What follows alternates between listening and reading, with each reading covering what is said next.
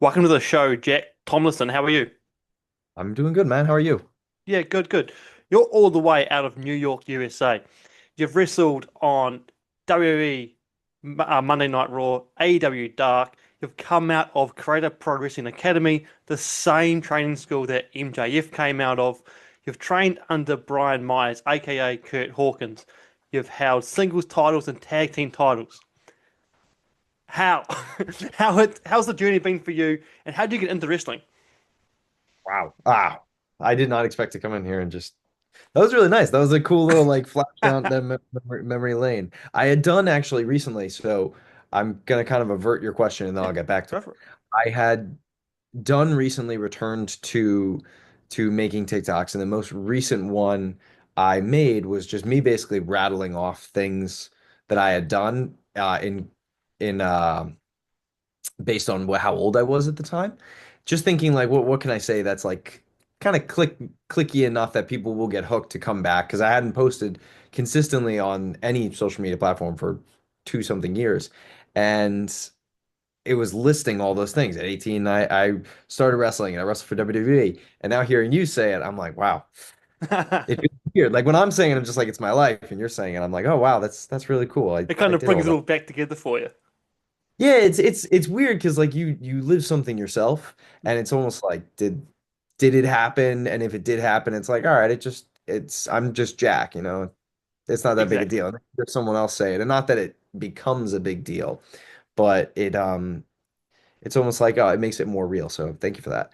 No, I good. how though how to do that all? It's I would say a lot of dreaming, and I believe in all of my dreams is the first thing. And then I've been very fortunate to be surrounded by a bunch of people that have really helped me along the way. I mean, my father is the one who found Creative Pro for me, and then get to Creative Pro. I mean, I owe near everything to, Brian Myers gets me that match on Raw Mhm. and then books me in a match against MJF, which is something I have, wherever wrestling takes me in life, I can always have that match, that moment, that story, and it's very beautiful. So it's I have big dreams, very, very big dreams. I believe in those dreams. And then I've been fortunate enough to have people blessed into my life that help me achieve said dreams or Have you pursue. always been a fan of wrestling growing up? Was it something you kind of found along the journey, or? All the whole time. I mean, when I was young, like maybe eight or nine, my brother used to watch it, and I didn't pay any mind to it. Like I remember very, very clearly a promo battle between John Cena in the orange tee and Sheamus was on the ramp, and Cena was in the ring. Or actually, now I'm saying that, I think it was the other way around. I think Cena was on the ramp and Sheamus was in the ring, and I have a very clear memory of that. But like, I didn't pay any mind to it. I didn't care about wrestling beyond other than just, oh, this is on TV. I'm going to sit here and watch it. Mhm. And then in around 2011, Hugh Jackman was promoting Real Steel. And Hugh Jack, he's Wolverine. He's like the coolest guy in the world because he's this amazing action hero, but he's also a serious dramatic actor and he also does musical theater. I mean, he does everything. So I find out he's going to be on Raw. I'm like, I gotta watch this. This is the coolest thing in the world. It's Hugh, he's Wolverine. And then he ends up coming out to the ring with Zack Ryder, and he punches Dolph Ziggler in the face. And instantly, that was the coolest thing I'd ever seen in my entire life. I'd never seen anybody legitimately get completely rocked in the jaw. So I was hooked. And because Hugh Jackman put stock in Zack Ryder, little 10-year-old Jack was like, I'm gonna put stock in Zack Ryder. And then I just found Z True Long Island Story and just over obsession of that just becoming a fan any other way. So since I was 10 years old, but we have Hugh Jackman to thank for that. Yeah. You're an actor as well. Do you find a weird amount of similarities between the acting world, and the wrestling world? Mhm. I think they're like one and the same. Mhm. I get asked a lot like which do you like more? Do you like acting more or wrestling more? And I think they're the exact same thing. There's just a different style that goes into it. They're both using psychology to tell a good story, whether it's to make someone laugh or to make someone cry, it's to make someone feel something. And you're trying to portray a character, whether that character is you turned up or it's someone you've never once identified with, but you saw them in the high school like cafeteria, so you're calling back to that memory. I think they're one and the same, just how you go about telling the story is different. In wrestling, You got to be a bit more physical, obviously, but you are much bigger, much more broad. Your expression can be grander because you're trying to tell this almost like 15th century Shakespearean story while simultaneously telling this like Roman Empire Colosseum fight in one. Whereas when I go and make a film now, the camera's right here. All anyone's going to see is this. I don't need to be that big. I can kind of just trust that the audience is as smart about this scene as I am, and I can kind of just let simplicity of what's going on inside my head show out. But what's going on internally is the same for both wrestling and acting. What happens externally just based on the arena that I'm playing with. Oh, awesome, awesome. We mentioned in the little brief at the start there, you wrestled MJF. You actually wrestled him also in his last match on the Indies. Mhm. Did you know that was going to be his last match on the Indies? And I if did. so, so how did you feel going into that, knowing what was next for him?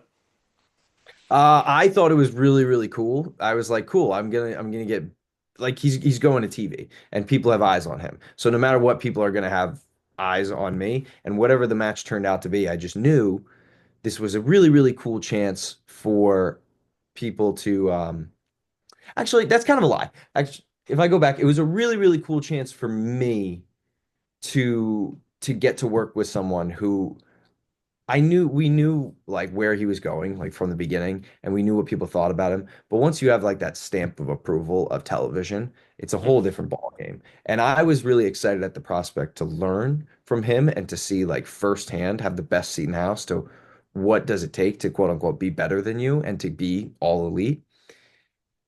The reason I said I was kind of lying is I was going down when I was telling you that answer, I was going down a way like it was a great opportunity to for me to like open doors regardless of what the outcome came. And the reason I think it's a lie is as I was saying that I realized that wasn't true for me at the time.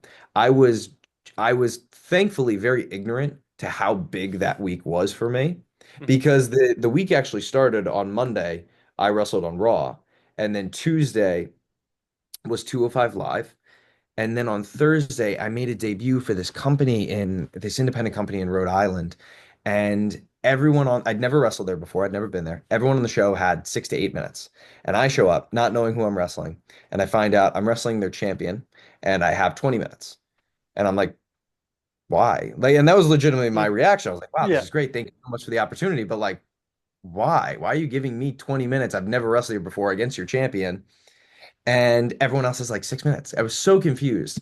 And if I'm correct on this, I think that was the first time I'd ever wrestled for a title. So I was just this big thing happened, and then the following night I wrestled MJF. And all this happened so much, so fast in 1 week for me.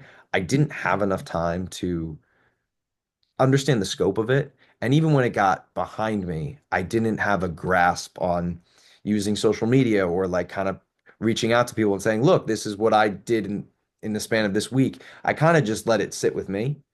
And Hmm. from a career aspect, maybe people would say I could have pushed it farther. But from a personal aspect, I was able to soak it in Yeah. You entirely. you also didn't know, like you personally, you didn't know what was going on because you've seen it No, from your point of view. You can't I see was the outside world.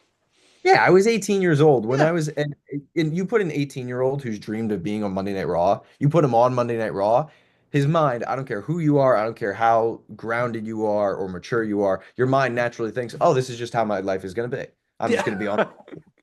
I didn't realize that it would, I'd be sitting here 7 years later and it wouldn't have gotten there. I believe the work I have done since is uh, makes my 18-year-old wrestling self abysmal. And Mhm. I'm very proud of that. I believe there has been a tremendous amount of growth and a tremendous amount of confidence, but more than that, a tremendous amount of respect for the actual purpose of wrestling. It is to tell a good story. It is to give fans their money's worth, and it is to put on the match of the night, not selfishly so I can leave and go, wow, I'm the man, but so I can say, cool, these people gave their night hoping they would be entertained, and I'm the one that did it. And I want to be the one who entertains everyone more than anything. Yeah, perfect, perfect. You mentioned that you were on Raw. How did that come about? How did Brian Myers get you involved in that with the War Raiders for that night? But it was as simple as I was sitting down drinking coffee backstage, and he goes, and I was sitting next to VSK, and he goes, Vin, you and Jack tonight again on Raw, Viking Raiders. I was like, cool. He said the Vikings, I believe he said. Yeah. I was like, oh. And again, it happens so fast, Hmm. I have no time to process it. I get into gear, and then we're going into it, and then next thing I know, I'm on television, and it's like, wait, It's hectic. I'll give VSK this really big thing though. Right before I went out, I was clearly like freaking out. I was like, "Oh my gosh, this is happening!" Because not only was it is it Raw, it was at the Nassau Coliseum, which is the same arena that I saw my first ever wrestling show. Oh Saw my shit. first ever Monday Night Raw was at the Coliseum. I remember very clearly, Cyndi Lauper was there, and she smashed her platinum record over Heath Slater's head. I just have a very clear memory of this night.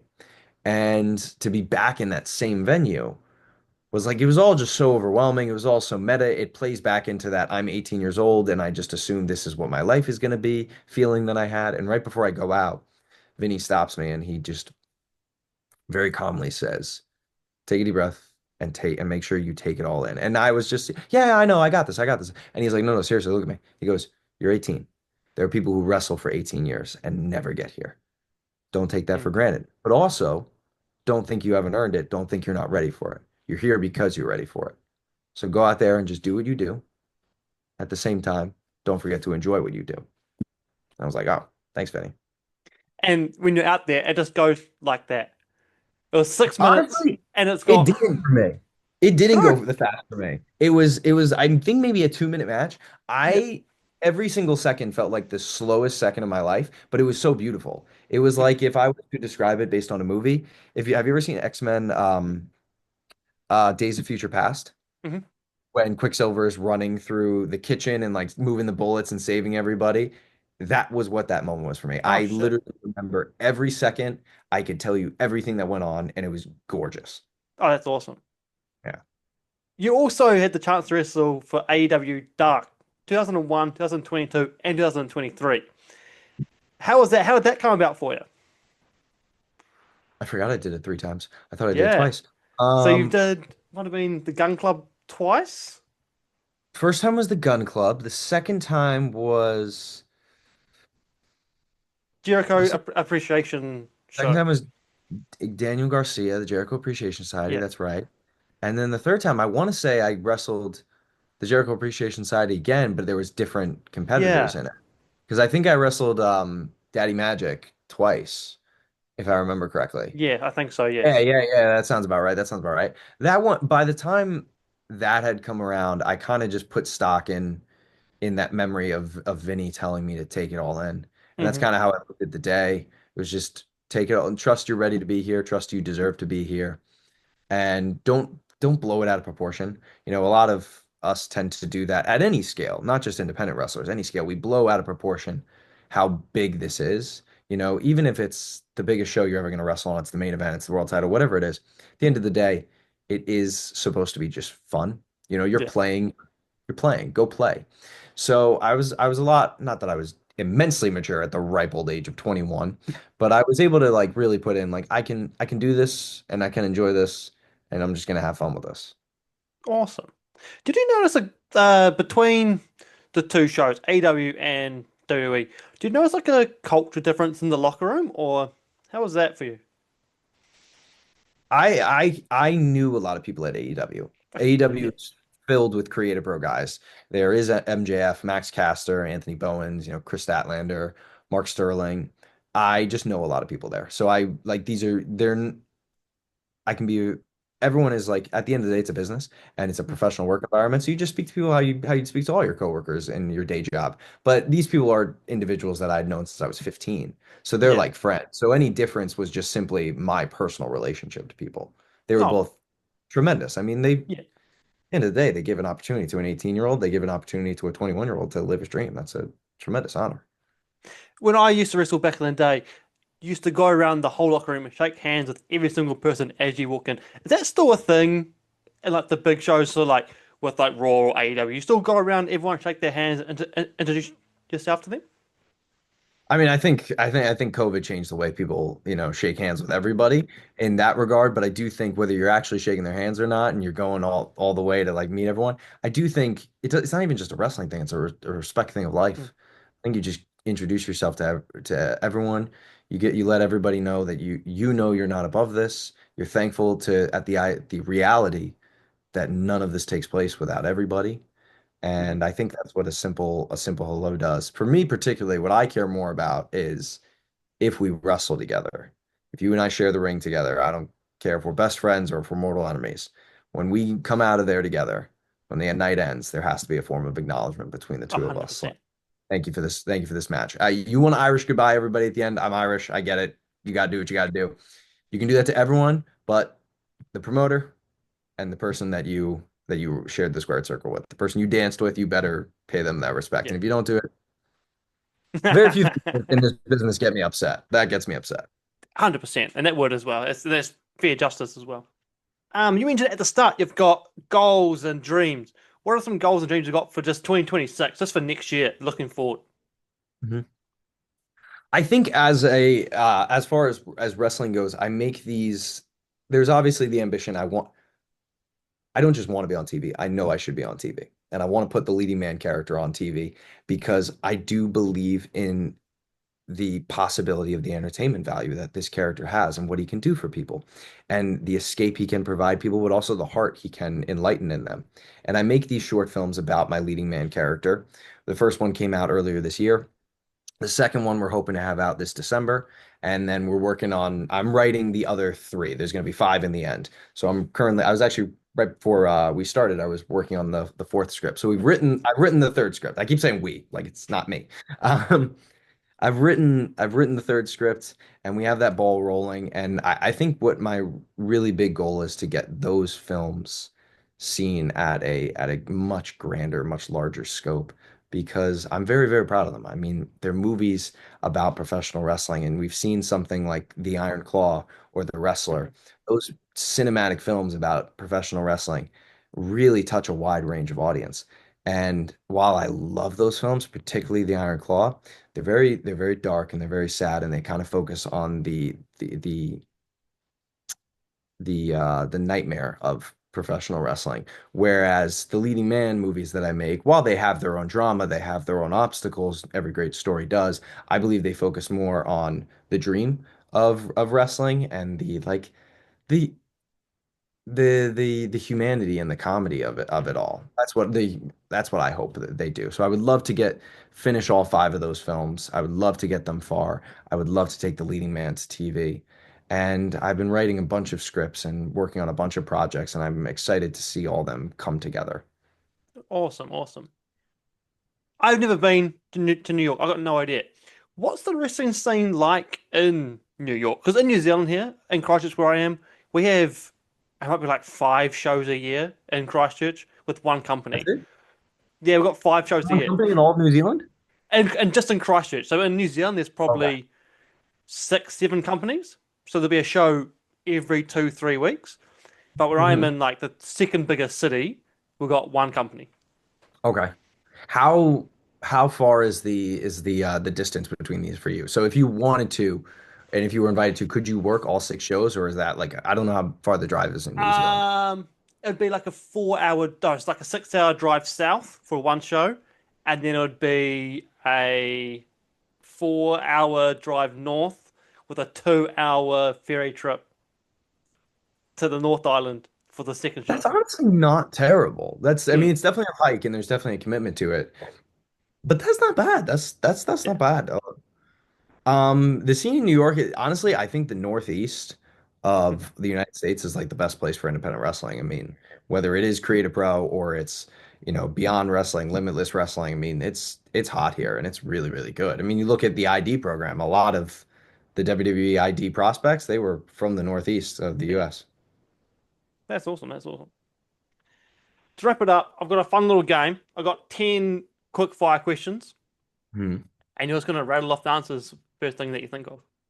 All right, I will try my best. First question we got. What was the last meal that you ate? I had grilled chicken, potatoes, and broccoli and tea. Do you Do you put pickles or gherkins in your burgers? Pickles. Pickles. If you could have a superpower, what would it be? Teleportation. Your favorite song of all time? Gone, Gone, Gone by Philip Phillips. Oh no. What's your worst injury you've ever had?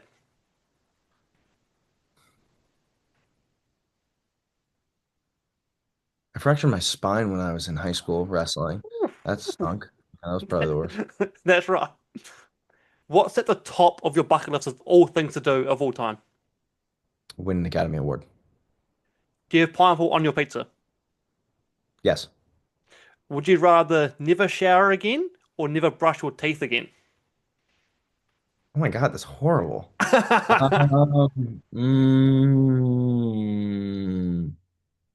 There's no right answer here. I would say never.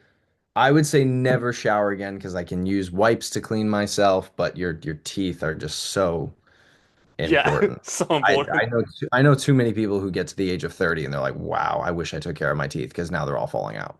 Yeah. If you could be anyone for a day, who would it be?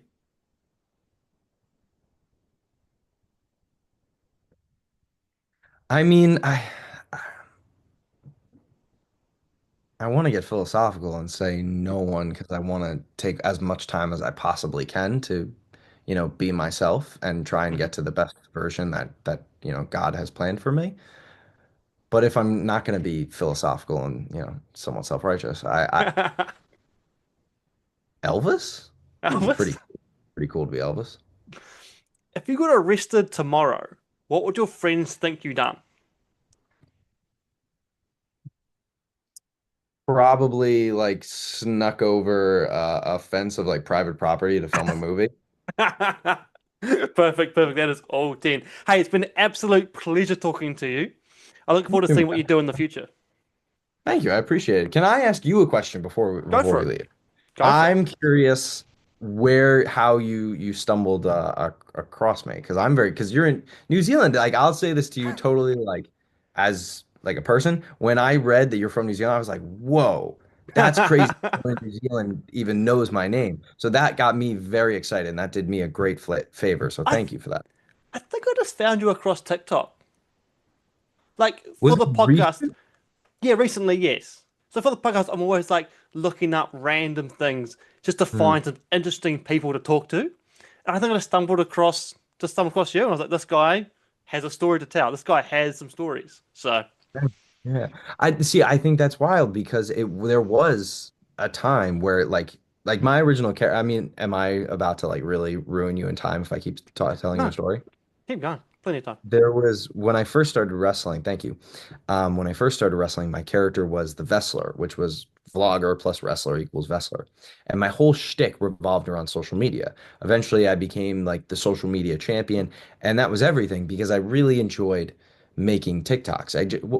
I just wanted to make videos, and it was a lot of fun. And I got very fortunate that like right away I got over 100,000 followers. Same thing, same feeling I had wrestling in Raw in 18. I was like, this is going to be my life. I'm just Hmm. going to keep growing my followers. And then it started to plateau, and I started to kind of begin making TikToks that I didn't actually believe in, I didn't actually care for, and I just was doing it because I wanted people to, click on them. So I stopped making those videos. And then I found filmmaking, and I was like, well, I didn't find filmmaking. I've been making movies and through friends in school since I was a little kid, but I started directing my own stuff. And I was like, oh my God, that's why I liked TikTok so much because I was just making these miniature movies. So I Little want to films, yeah. keep making little movies. And then once I decided to go back, maybe 3 weeks ago, not even, I heard from you like the next day, Hmm. maybe 2 days later. I was like, the timing is so weird. I wonder if like how this all came to be. And the timing is cool. And I find it Yeah. that No, I was just through TikTok, and I was like, this guy has a story to tell, and I need to get this guy on. He sounds incredible. oh well, thank you. I appreciate that. I don't know. I'm trying. No, it's been an absolute pleasure. Same to you, man. I appreciate you having me. All good.